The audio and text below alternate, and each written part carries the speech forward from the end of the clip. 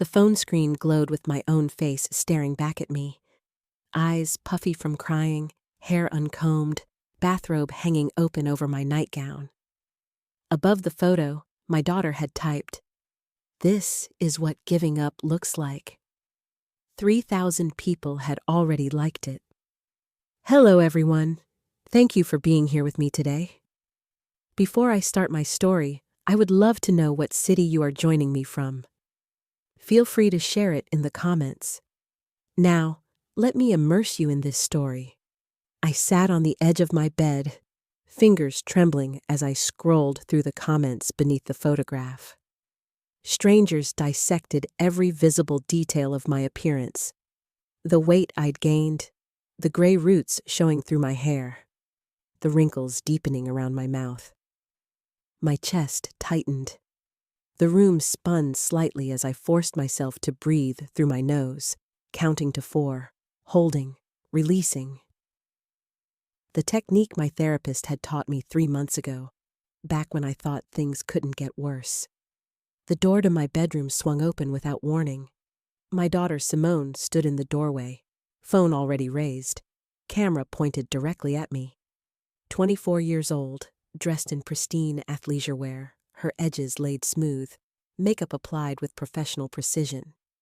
She'd moved back home 6 months ago after losing her marketing job. Said it was temporary. "Don't," I managed to say, raising one hand to shield my face. She lowered the phone, but didn't pocket it. Her thumb moved across the screen, typing something. Within seconds, my own phone buzzed with a notification. Another post. Another moment of my private pain transformed into public entertainment for her growing follower count. I pushed myself up from the bed, my knees protesting the movement. 59 years of living had settled into my joints like unwelcome guests. I crossed the room to where she stood, close enough to smell her expensive perfume. The bottle I'd bought her for Christmas with money I'd saved from my part-time cashier job. "We need to talk," I said. "Not now, Mom. I have a brand meeting in an hour." She pivoted on her designer sneakers and walked toward the kitchen. I followed, each step deliberate, my bare feet silent against the hardwood floors I'd refinished myself 10 years ago when her father still lived here. The morning sunlight cut through the kitchen window, illuminating dust particles floating in the air. Dirty dishes filled the sink, all hers. The coffee maker sat empty despite her having been awake for at least 2 hours, based on the makeup and outfit. I moved past her to the coffee maker, filling the reservoir with water, measuring out grounds with mechanical precision. My hands needed something to do or they'd shake. Behind me, I heard the artificial shutter sound of her phone camera. Once, twice, 3 times. The coffee began to brew, filling the kitchen with its rich aroma. I gripped the counter edge, knuckles whitening, staring at the machine as it gurgled and hissed. In the window's reflection, I could see Simone positioned behind me, phone raised, capturing my hunched shoulders, my defeated posture, the way my bathrobe hung off my frame. I spun around, faster than my body wanted to move. The sudden rotation sent a sharp pain through my lower back, but I ignored it. Simone jerked her phone down, not fast enough to hide what she'd been doing. Her thumb moved rapidly across the screen, typing, posting, destroying. "Give me the phone." My voice came out low, steady. I extended my hand, palm up, fingers trembling despite my attempt at control.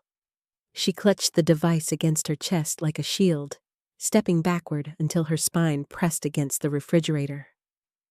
The magnets holding her various influencer event invitations rattled with the impact. "You're being dramatic," she said. I closed the distance between us. My bare feet slapped against the tile with each step. She tried to sidestep, moving toward the doorway, but I matched her movement. We stood there in the kitchen, morning light streaming between us, the coffee maker still hissing behind me. My daughter's eyes darted to the side, calculating an escape route. I lunged, not gracefully. My body didn't move that way anymore, but with enough force to catch her off guard. My fingers wrapped around her wrist, the one holding the phone. Her skin felt soft, moisturized with products that cost more than my weekly grocery budget. She yanked backward, and I held firm, feeling the tendons in my arm strain with the effort. "Mom, stop!" The phone clattered to the floor. We both dove for it. I got there first, my knees hitting the tile hard enough to make me gasp. Pain shot up through my kneecaps, but I had the device in my hands. I rolled onto my side, clutching it to my chest, while Simone crouched beside me, reaching, grasping. I pushed myself up against the cabinet doors, thumbing the phone to life. The screen lit up with her social media page, still loading. The tiny circle spun and spun. Then the image appeared. Me, at the counter, shoulders slumped, looking every bit of my 59 years and then some. The caption made my stomach drop. "When your mom guilt trips you for living your best life, some people choose mediocrity and expect everyone else to join them. Toxic family, breaking free, sorry, not sorry." Beneath it, the comments had already started rolling in, dozens of them. Heart emojis and fire emojis and laughing faces. Strangers dissecting my posture, my bathrobe, the dishes in the background. Someone had zoomed in on my reflection in the window, pointing out the gray roots in my hair, the lines around my eyes. I dropped the phone. It skittered across the tile, spinning until it came to rest against the baseboards. My hands covered my face, pressing hard against my eyes until I saw spots. The kitchen floor felt cold through my thin nightgown. Behind me, the coffee maker beeped 3 times, signaling completion. Simone's footsteps moved across the kitchen. She retrieved her phone, the sound of her picking it up barely audible over the rushing in my ears. I lowered my hands and stared at the cabinet knobs in front of me. Brass, slightly tarnished, needing polish. Everything in this house needed something. The front door slammed. The sound echoed through the house, rattling the hanging pot rack above the stove. I stayed on the floor, my spine pressed against the cabinet, counting my breaths. 5 seconds in. Hold, 7 seconds out. The breathing technique my sister Angela had taught me years ago, back when panic attacks were something I thought only happened to other people. My hands trembled as I pressed them flat against the cold tile. The trembling spread up my arms, through my shoulders, settling in my chest like a fist squeezing my lungs. I couldn't make it stop.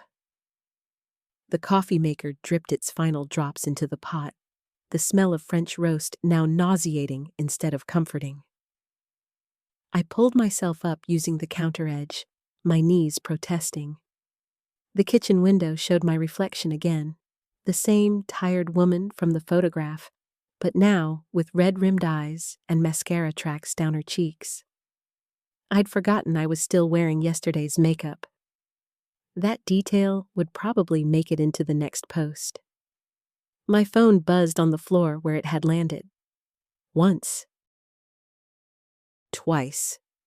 3 times in rapid succession. I stared at it, watching the screen light up with each notification, but didn't move to pick it up.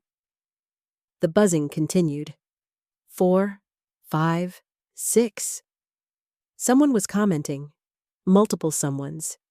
People I'd never met were forming opinions about my life, my parenting, my worth, based on a single photograph and Simone's poisonous caption.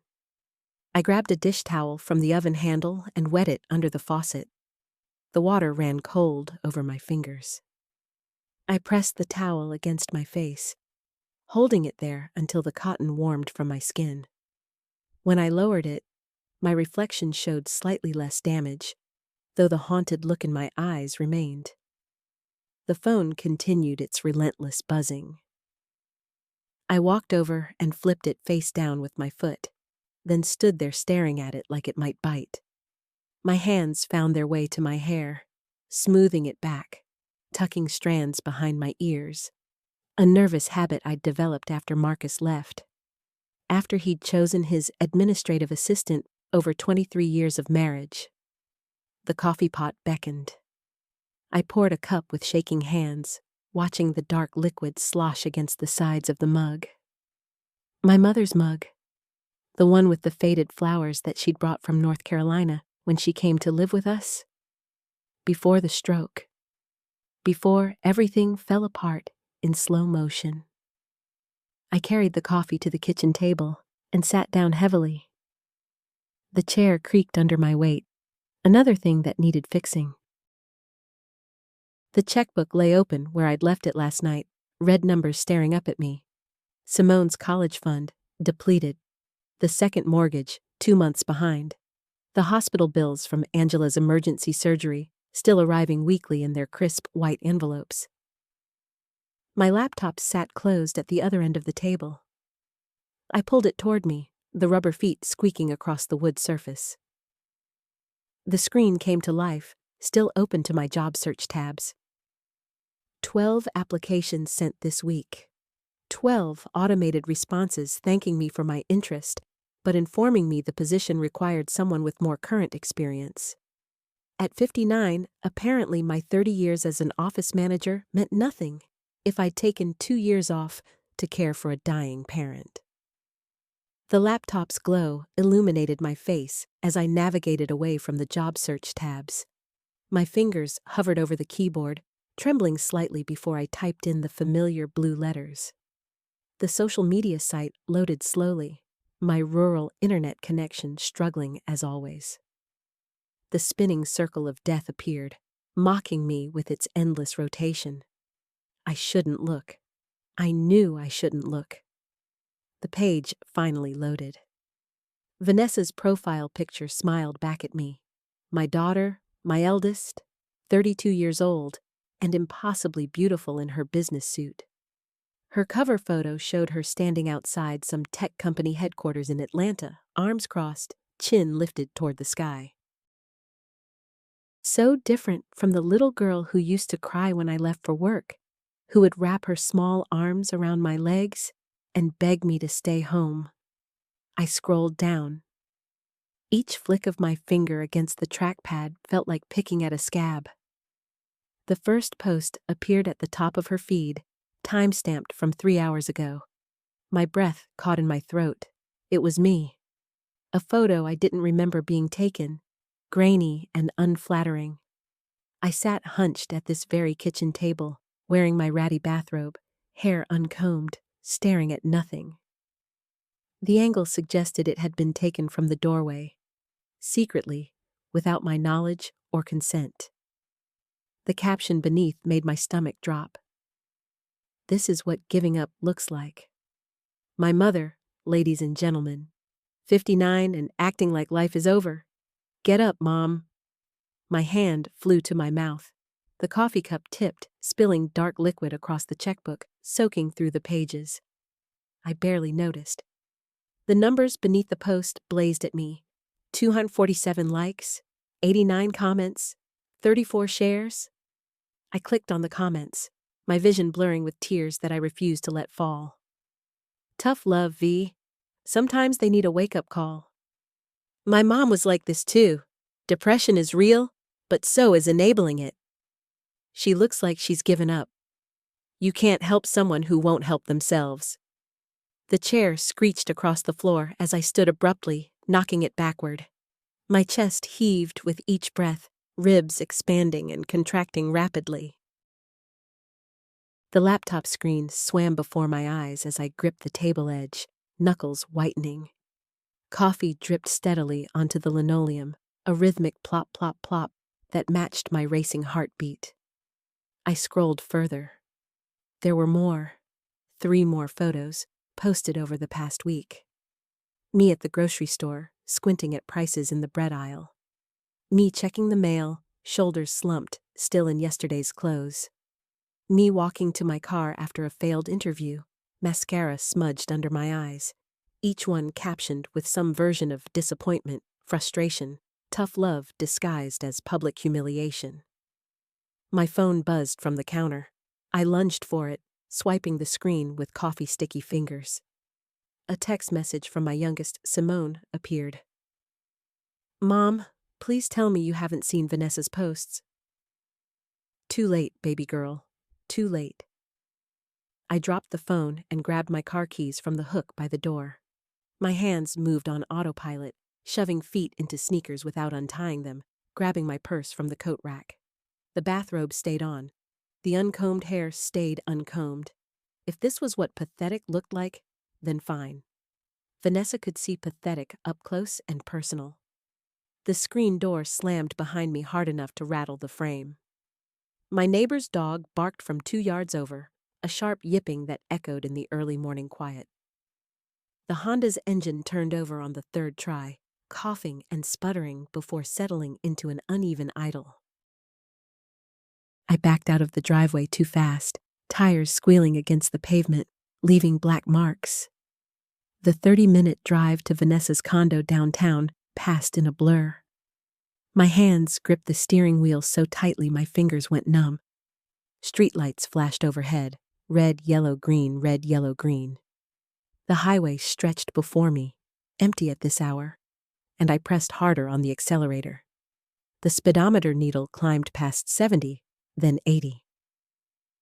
Downtown Atlanta's skyline rose ahead, glass and steel catching the first rays of sunrise. I navigated the familiar streets to Vanessa's building, a sleek high-rise in the gentrified district. The parking garage gate required a code, but I knew it, had memorized it from the Christmas visit when she'd actually invited me over. I parked crooked across 2 spaces and didn't care. The elevator ride to the 14th floor felt endless. My reflection in the mirrored walls showed exactly what those photos had captured. A woman unraveling. Dark circles shadowed my eyes. The bathrobe hung loose on my frame. I'd lost 20 pounds caring for my mother, and they hadn't come back. My hair, graying at the temples, stuck up at odd angles. The elevator dinged. The doors slid open. Vanessa's unit sat at the end of the hall, 1407, with its sleek black door and modern silver numbers. I walked toward it, each step deliberate, the synthetic carpet muffling my footfalls. My fist raised, pounded. The door swung open mid-knock. Vanessa stood there in silk pajamas, phone already raised, recording.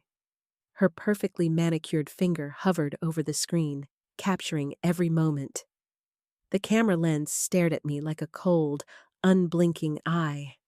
I lunged forward, faster than I'd moved in years.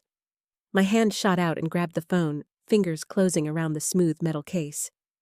Vanessa yelped, stumbling backward into her apartment. We crashed through the entryway together, my shoulder slamming against the doorframe. Pain radiated down my arm, but I didn't let go. "Stop it! You're insane!" Vanessa shrieked, yanking at my wrist. We spun in a clumsy circle, knocking over an expensive ceramic vase that shattered across the hardwood floor. Water spread in a dark puddle around scattered white orchids. I twisted the phone from her grip, threw it hard against the wall. The screen spiderwebbed on impact before it clattered to the floor. Vanessa's face transformed. Shock melting into pure rage. She shoved me backward with both hands. I stumbled, the bathrobe's belt coming loose, slippers sliding on the wet floor. My hip struck the edge of her glass coffee table. Sharp, immediate agony. A man emerged from the bedroom hallway, tall and muscular in boxer shorts and nothing else. He moved between us, hands raised, his bare chest still showing pillow creases. His eyes went wide, taking in the scene. The broken vase, the destroyed phone, 2 women breathing hard and disheveled. "What the hell is happening?" he demanded. I didn't answer. Instead, I pushed past him, moving deeper into the apartment. The living room walls displayed my worst nightmare in high definition. 3 large framed photographs hung in a deliberate arrangement above the sectional sofa. All of me. The bathrobe photo, professionally printed and matted. Another showing me hunched over my mother's hospital bed, grief carved into every line of my face. A third capturing me at the grocery store, reaching for discount bread, exhaustion making me look decades older. My breath caught. These weren't just casual posts. They were art installations. Vanessa had made my suffering decorative. I grabbed the first frame and ripped it from the wall. The hook tore free, leaving a gash in the cream-colored paint. I smashed the frame against the coffee table's edge. Glass exploded outward, catching light like frozen rain. The photograph tore in half.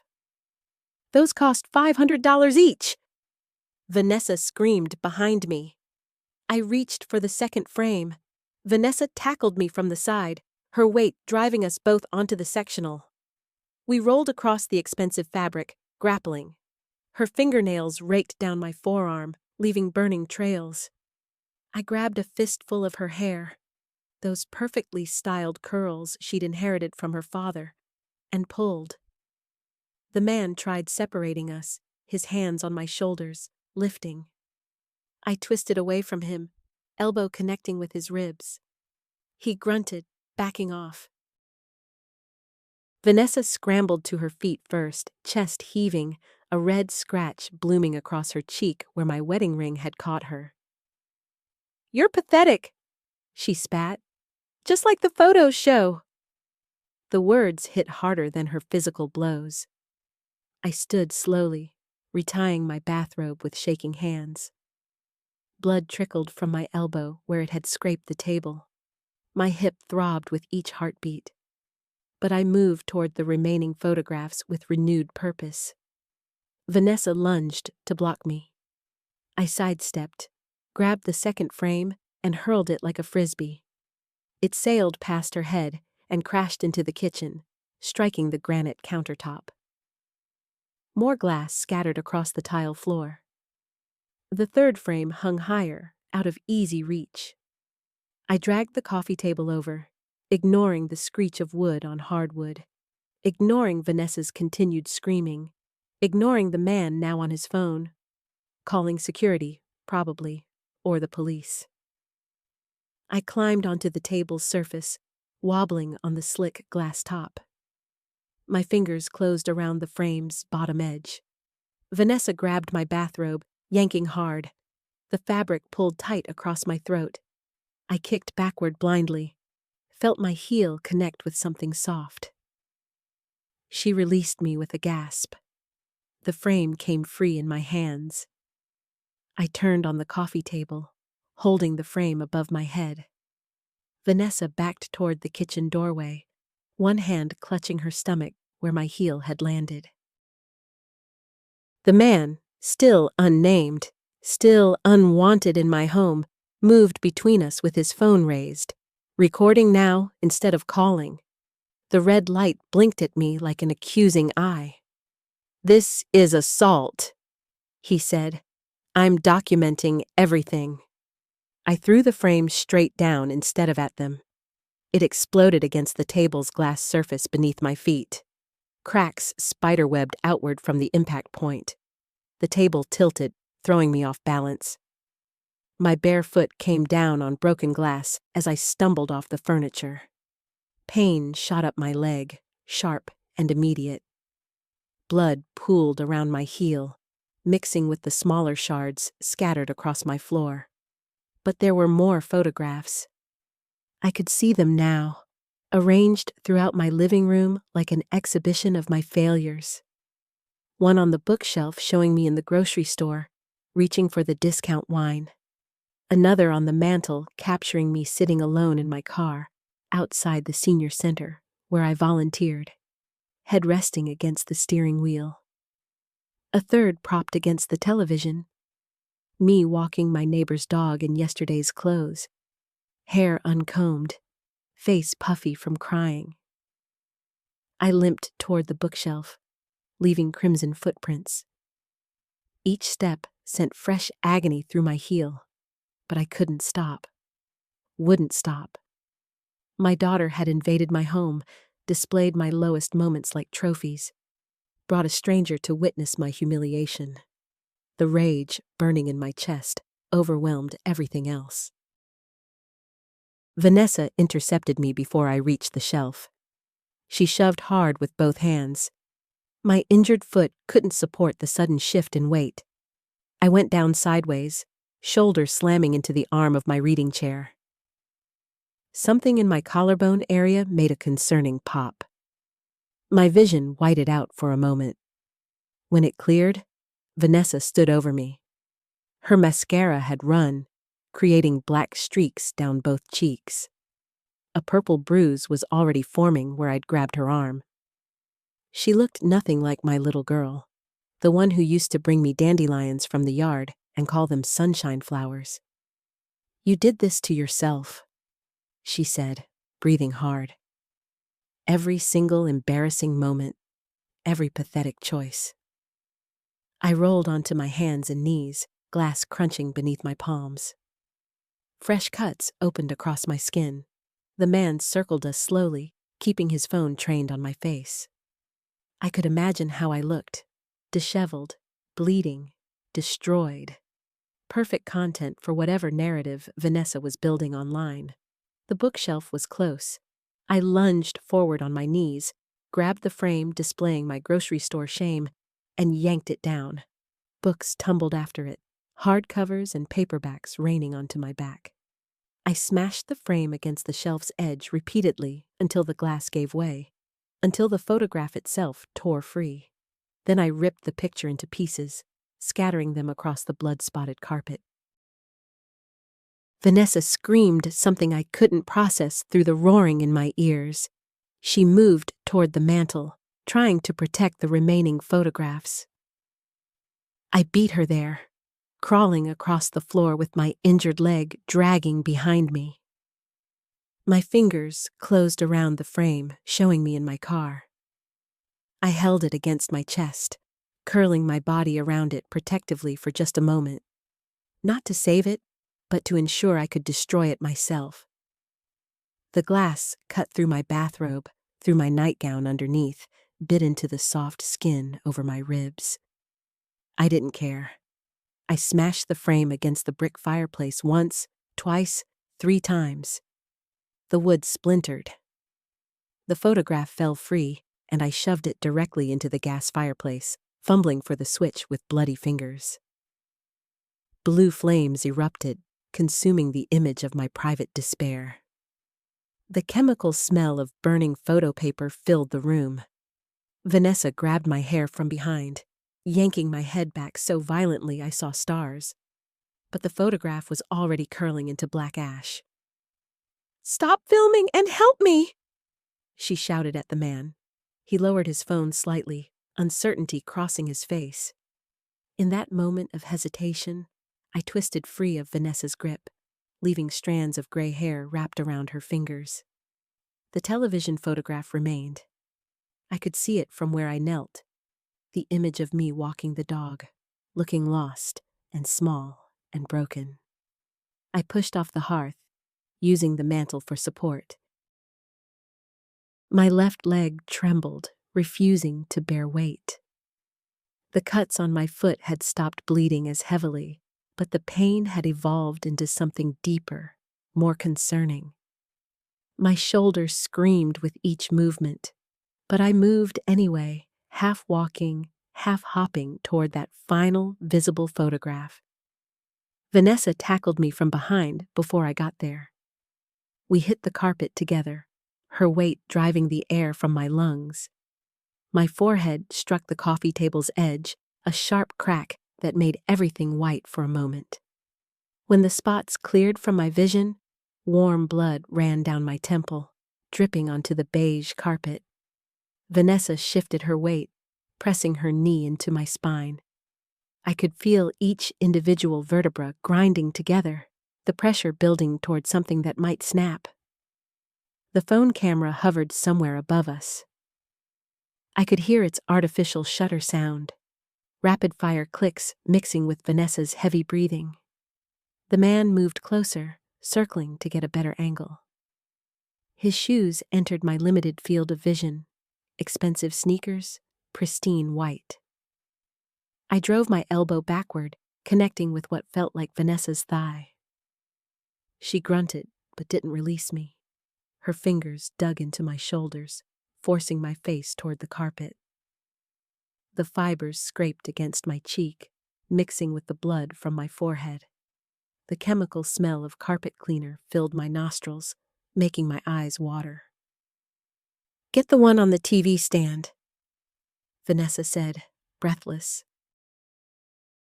"Make sure you get her face when she sees it burn." My chest tightened, not from her weight, but from something deeper. That photograph showed me at the cancer center, leaving my last radiation appointment. I'd asked the nurse to take it, wanting evidence that I'd survived. The bald woman in that picture wore a hospital bracelet and a determined smile. She hadn't known her daughter would steal it from her dresser drawer. I bucked upward with everything I had left. My hip joints popped, sending lightning through my lower back. Vanessa shifted, her knee sliding sideways, and I rolled, dislodging her enough to crawl forward. My nightgown rode up around my thighs. More glass embedded itself in my palms as I clawed across the carpet, leaving bloody handprints. The man stepped into my path. Up close, I could see he was young, maybe 25, with a carefully groomed beard and cold eyes that stayed fixed on his phone screen. He watched me through the camera, not directly, as if I only existed as content. "This is perfect," he murmured. "The desperation is so authentic." I grabbed his ankle and twisted. He yelped, stumbling backward into the bookshelf. Paperbacks rained down around him.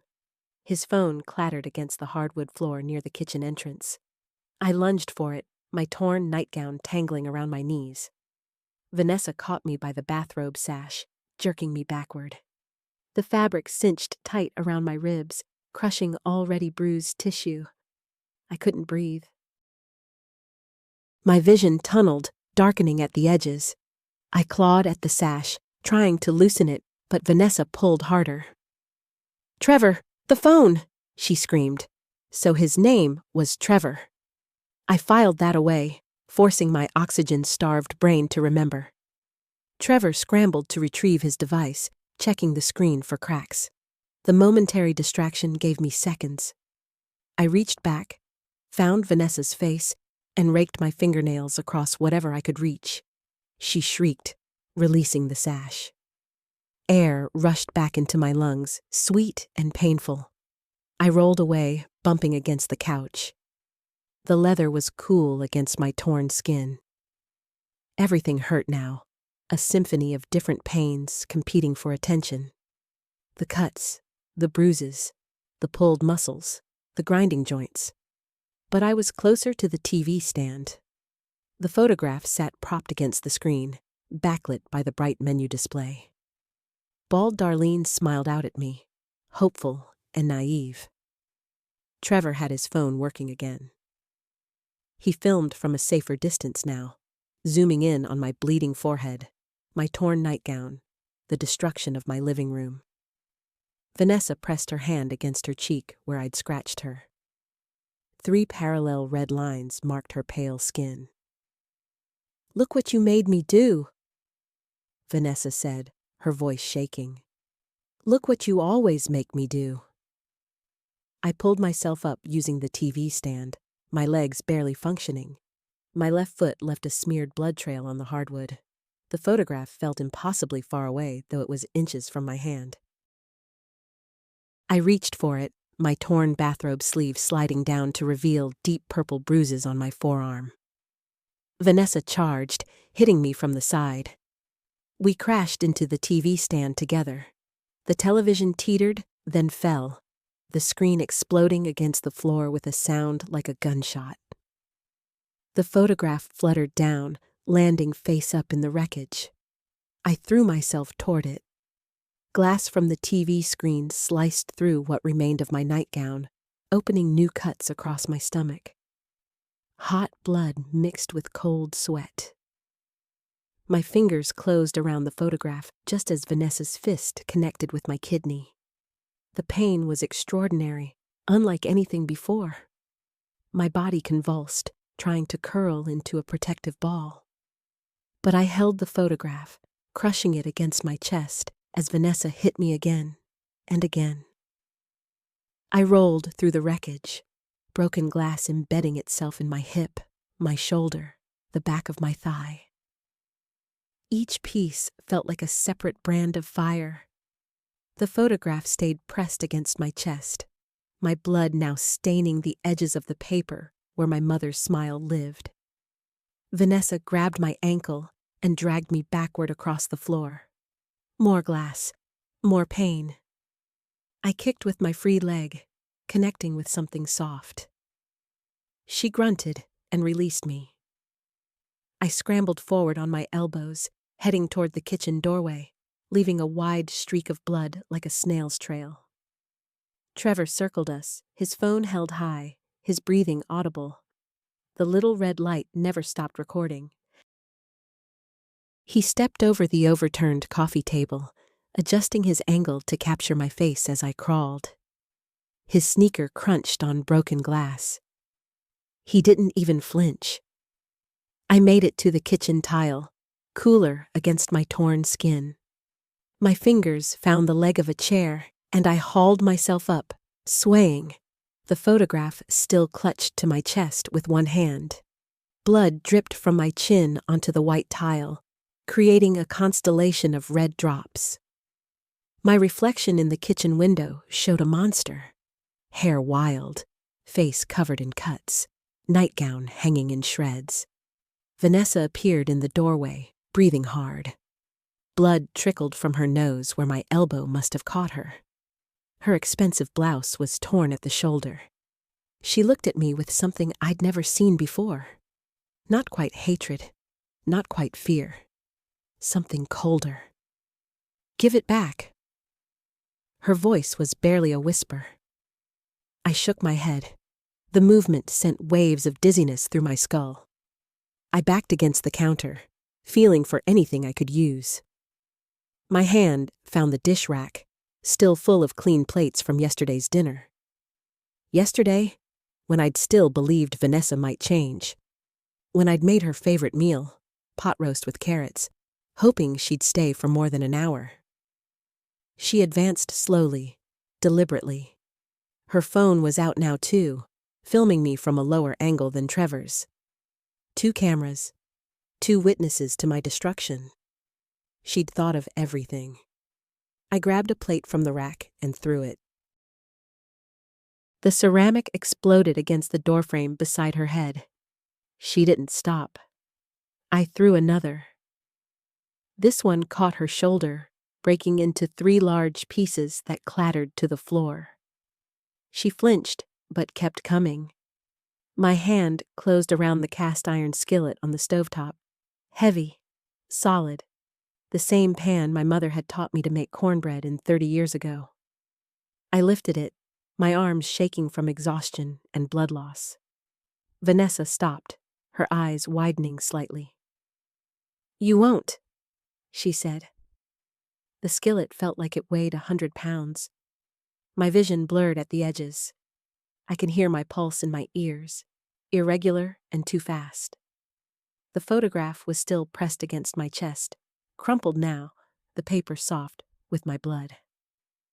I thought about my mother in that photo, young and healthy, standing in front of the church in her Sunday dress.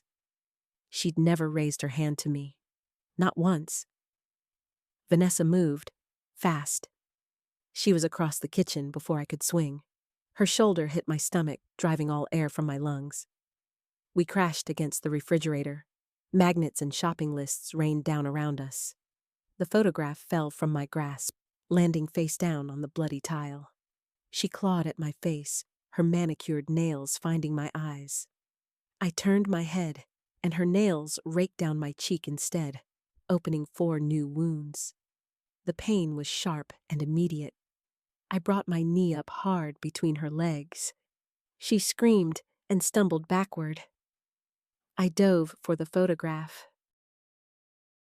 My fingers brushed its edge just as Vanessa's foot came down on my hand. Bones crunched. The sound was sickeningly clear.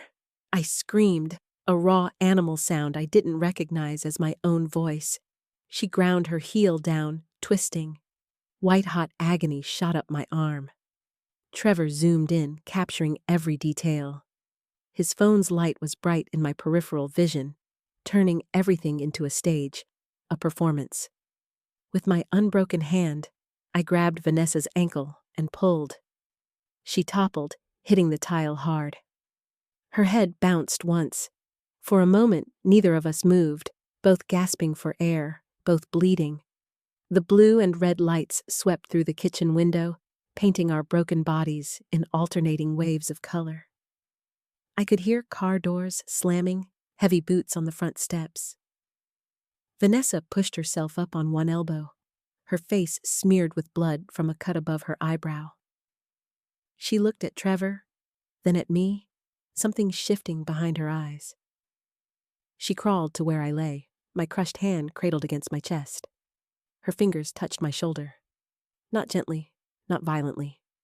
Just touched, as if confirming I was real, solid, still breathing. "Mom?" she said. The front door burst open. 2 officers rushed in, hands on their holsters, taking in the scene with trained efficiency. The younger one, a woman with her hair pulled back tight, moved toward us. The older officer reached for Trevor's phone. "No," Vanessa said.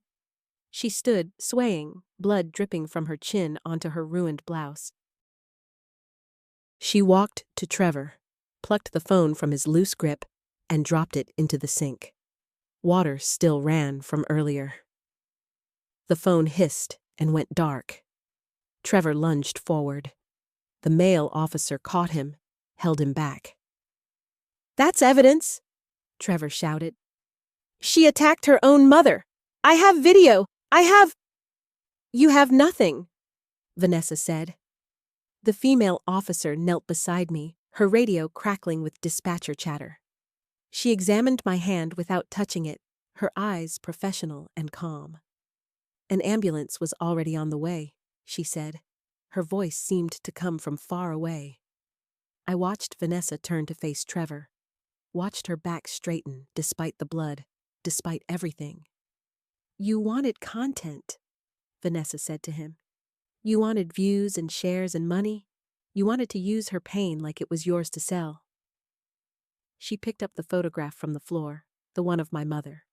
It was wet with blood, torn at one corner. She held it carefully, like something precious she'd almost lost. The paramedics arrived, their equipment cases banging against the doorframe. They moved with practiced efficiency, checking my vitals, splinting my hand. One of them wrapped gauze around the cut on my head, his gloved fingers gentle despite my flinching. They spoke to each other in medical shorthand I didn't understand. Vanessa refused treatment at first. She stood against the counter, arms wrapped around herself, watching as they loaded me onto the gurney. Her face had changed. Not softened, exactly. Changed. The hardness that had lived there for months, the constant performance for invisible cameras, had cracked. "I'm coming with you," she said. The older paramedic nodded. Trevor tried to follow, but the male officer stepped in front of him, asked for his identification, began asking questions about what he'd witnessed, what he'd filmed. I watched Trevor's face shift from anger to calculation to something like fear. In the ambulance, Vanessa sat on the bench across from where I lay strapped to the gurney. The paramedic worked on my hand, adjusting the splint, starting an IV. The vehicle swayed as it took corners, the siren screaming above us. Vanessa's eyes never left my face. She reached across the narrow space and took my good hand. Her fingers were cold, trembling. I should have pulled away. Part of me wanted to. The larger part was too exhausted, too hurt, too emptied out to fight anymore. "I deleted them," she said. "All the posts, every single one." I didn't respond. Couldn't. My throat felt like sandpaper. "I thought I was angry at you," she continued, "for being sick, for not being who you used to be, for making me feel helpless." She paused, her grip tightening on my hand. I was angry at myself. The ambulance hit a pothole. Equipment rattled in its brackets. The paramedic steadied himself with one hand on the wall, never stopping his work on my IV. Vanessa's eyes were wet now, red-rimmed, exhausted. "I'm going to fix this," she said. I squeezed her hand. Once, not forgiveness, not yet, maybe not ever, but acknowledgement. A door left slightly open instead of slammed shut. Story, content. 6 months later, I stood in the back corner of the community center auditorium, watching the room fill with folding chairs and nervous energy. My hands no longer shook when I held the microphone. The physical therapy had worked its slow magic. My left hand bore a faint scar across the palm, but the fingers moved without trembling now.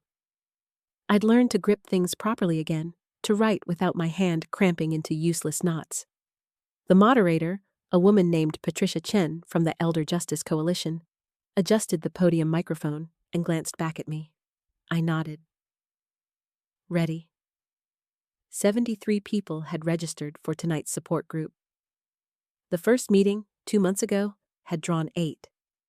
Most had found us through the news coverage, through the viral counter videos that had spread after my story broke.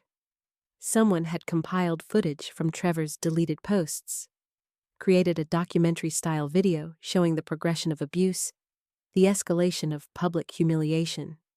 It had 7 million views last time I checked. I didn't watch it anymore. Vanessa entered through the side door, carrying boxes of workbooks she'd designed herself. She'd quit her marketing job at the tech startup 3 weeks after the incident. Now she worked part-time at a domestic violence prevention nonprofit, developing resources specifically for adult children struggling with caregiver burnout. Her hair was pulled back in a simple ponytail, no makeup, wearing jeans and a sweater instead of the designer clothes she'd once posted daily. She saw me watching and offered a small smile. Careful, still walking on glass between us, even now. We were building something new, but the foundation remained cracked in places that might never fully heal. The court-mandated family therapy sessions happened every Tuesday. Vanessa attended every single one. Trevor had come to exactly 2 before his lawyer advised him to stop, citing the ongoing civil lawsuit I'd filed against him. My attorney, a fierce woman named Judith Park, who'd taken my case pro bono after seeing the news coverage, had assured me we had an excellent chance of winning. I didn't care about the money. I cared about the public record, about the legal acknowledgement of what had been done. Patricia tapped the microphone, and the room settled into attention. Faces turned toward the front, older faces mostly, some showing the same haunted exhaustion I'd carried for months. Others looked angry, defiant. A few had brought their adult children with them, sitting side by side in various stages of reconciliation or rupture. "We're going to begin with Darlene's story," Patricia said. "Many of you know it already, but hearing it directly makes a difference." I walked to the front, my footsteps steady on the worn carpet. The audience watched me approach the podium, and I recognized the assessment in their eyes. They were measuring me against their own pain, trying to determine if I was strong enough to understand theirs. I understood. The microphone squeaked as I adjusted it downward. My prepared notes sat on the podium, but I'd long since memorized what I needed to say. The words came from a different place now, not from the angry, humiliated woman who'd confronted her daughter at a wedding, but from someone who'd learned to distinguish between justice and revenge, between boundary setting and punishment. "My name is Darlene Lewis," I began. The room went absolutely silent. 6 months ago, my daughter posted a video of me at my grandson's birthday party, calling me pathetic because my Parkinson's tremors caused me to spill juice on myself. I described the progression methodically. The grocery store incident, the restaurant confrontation, the calculated cruelty of each post designed for maximum engagement, maximum humiliation. Some people in the audience nodded, others wiped their eyes. A man in the third row stood up and walked out. Sometimes the stories were too close to home, too raw to sit through. When I reached the wedding confrontation, I kept my voice level. Factual, the champagne, the projector, the moment of choosing myself over silence. The hardest part wasn't the public exposure, I said. It was accepting that my daughter, whom I'd raised and loved and sacrificed for, had genuinely stopped seeing me as human. I'd become content to her, a story, a punchline. Patricia handed me a bottle of water. I drank, grateful for the pause. Recovery isn't linear, I continued. Vanessa and I are rebuilding trust, but some days I look at her and still see the woman who filmed me at my lowest points instead of helping me. Some days she looks at me and sees all the ways she failed, and the guilt paralyzes her. We're learning to sit with that discomfort instead of running from it.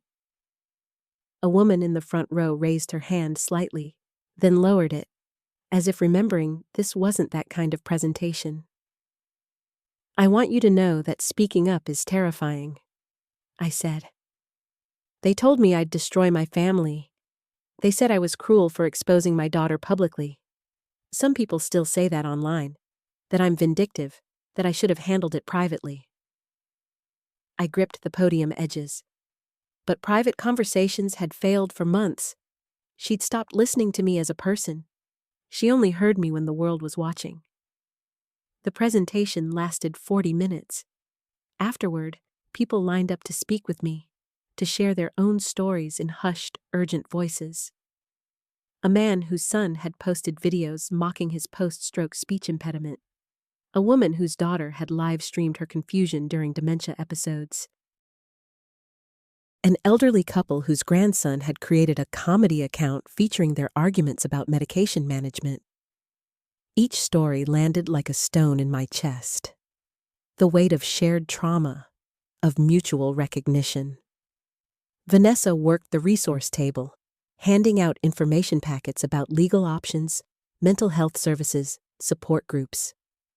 I watched her interact with a younger woman, maybe 30, who was crying while explaining something I couldn't hear from across the room.